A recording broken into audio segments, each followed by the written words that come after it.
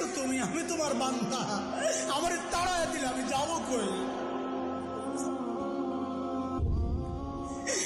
কই যাবো?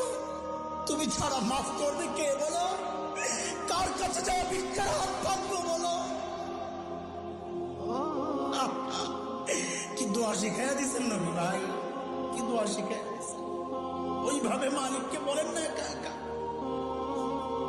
তুমি আমার রব, আনতা রব্বি, আনতা রব্বি, আর কেউ না।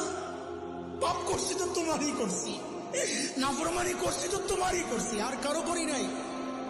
বানাইছো তুমি, এখন আমি যাবো কই? করে ফেলছি, এখন যাবো কই বলো? কি সুন্দর কথা।